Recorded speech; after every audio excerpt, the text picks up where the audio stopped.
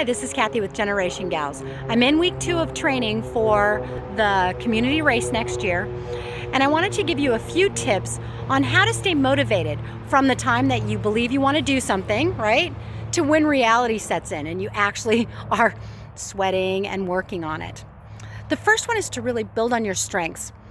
I know that I'm good at walking and jogging, so I can go a long distance. I just can't do it very fast.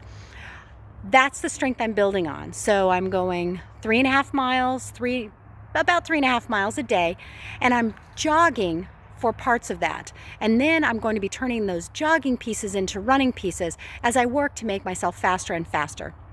But because I'm building on my strengths, at the end of the session, I still want to do it the next day. When I was trying to determine how much I would have to improve in order to be ready for this race, I thought, I'll go out and I'll just run as fast as I can for 15 minutes.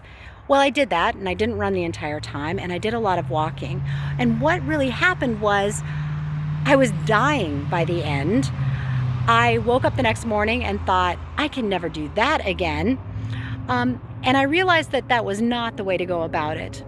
Fortunately for me, going into tip number 2, my cousin happened to send me a message that morning explaining to me how she had worked out, what her time looked like, how excited she was. And so tip number 2 is to have a partner or a picture on your refrigerator or your goal written down. We all know this, something to refer back to let yourself know why you're doing what it is that you're doing. So that's tip number 2. And I have to tell you, Diana's message to me completely kept me going. Tip number 3 is that you need to be able to fit your training into your day. Fortunately for me, my husband and I right now are carpooling to work, and his office is about 3 miles from mine, about 3.5 actually. And so I'm able to leave my work and jog to his work to get the car. And at some point I'll tell you some funny stories about what that means for dealing with your clothing. But it gets me there and it keeps me motivated because it really fits into my day. And then my last tip for you is, if you're not feeling well, if it's too hot outside, if it's too cold outside, take the day off. Give yourself a break. This isn't something that has to be an every single day challenge. Again, we want to be willing to do this and wanting to do this again the next day.